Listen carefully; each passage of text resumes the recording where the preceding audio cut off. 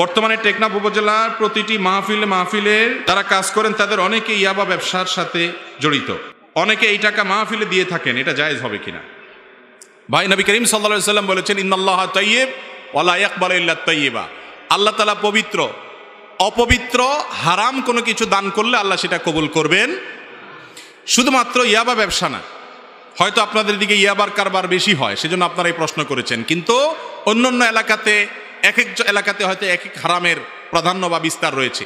যেই কোনো হারাম উপার্জনের টাকা মাহফিলে দান করলে সওয়াব হবে না, বরং হারাম উপার্জন করার যে গুনাহ আছে সে গুনাহ চুল পরিমাণ কমবে না মাহফিলে দেওয়ার কারণে। আমাদের অনেকে আছেন হারাম টাকা পয়সা উপার্জন করার পর মসজিদ, মাদ্রাসা, ওয়াজ মাহফিল, হুজুরদেরকে কিছু দান টান করে তারা মনে করেন কিছু দান টান করলে হুজুররা যে দোয়া দায়ী করবে, এতে আমার কালোগুলা সব সাদা হয়ে যাবে। দুনিয়াতে কালো টাকা সাদা করার সিস্টেম আছে, আল্লাহ তাআলার কাছে কালো টাকা সাদা করার সিস্টেম।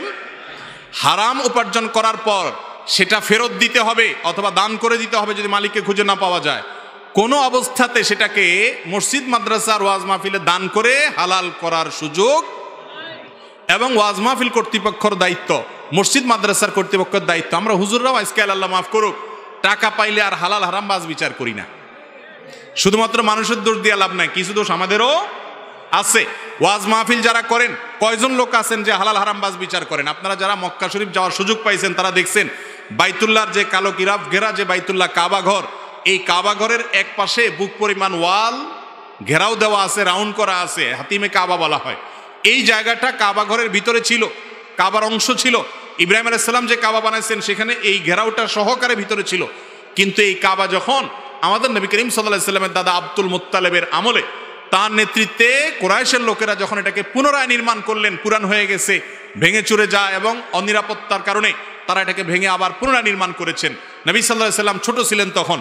ওই সময় তারা মুশরিক ছিল, মূর্তি পূজারী ছিল, অমুসলমান ছিল। তারপরেও তারা প্রতিজ্ঞা করেছেন যে আমরা আল্লাহর ঘর নির্মাণে কোনো হারাম টাকা নেব না। এই জন্য সমাজে ঘোষণা করছেন যার টাকা টন করে বাঁচবে, হালাল, কোনো ভেজাল নাই, শুধু সে দিবে আল্লাহর ঘরে, বাকিগুলো নেওয়া হবে না। এবং সেইভাবে তারা মসজিদ নির্মাণ করেছেন। বেশি থাকে না কম থাকে? কম থাকে। হালাল টাকার পরিমাণ সমাজে বেশি না কম? তো হালাল টাকা কম হওয়ার কারণে কাবা ঘরের সেই হাতিমের অংশটাকে কাবার ভিতরে ঢুকাইতে পারেন নাই তারা। তারা মুশরিক হওয়া সহ এটা সত্য, এটা বুঝছেন। আর আজকাল আমরা মসজিদকে জাকজমক করা, মাহফিলকে আপনার জাকজমক করার জন্য হারাম হালাল বাস বিচার নাই। চাচা টাকা দিয়েন, বড় ভাই টাকা দিয়েন, কোত্থেকে কামাই করছেন দেখা দেখি নাই।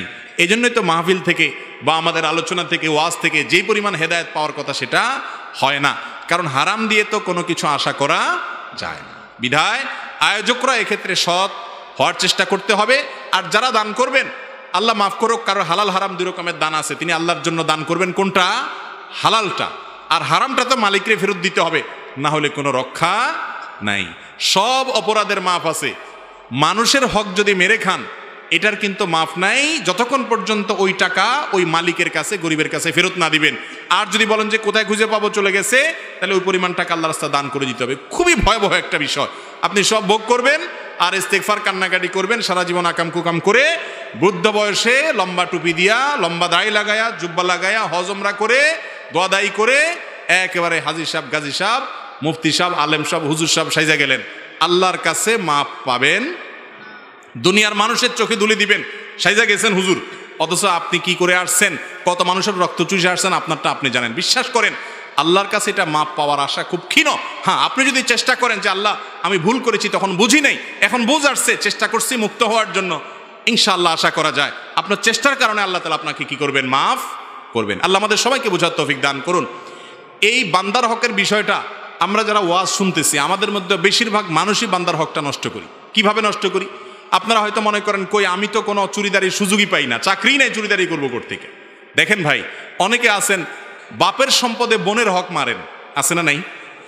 মাশাআল্লাহ নামাজ কালাম পড়েন, দাড়ি টাড়ি আছে, সব ঠিক আছে, টুপি টাপাও পড়েন, কিন্তু আপনার বাবা মারা গেছেন, আপনার মা মারা গেছেন, তার যে সম্পদ জমি জমা সেখানে আপনার বোনের হক আছে না নাই?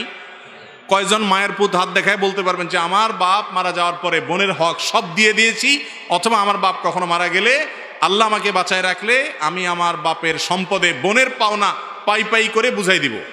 আছেন এরকম মায়ের পুত? খুব কবি এখন নীরব হয়ে গেছে।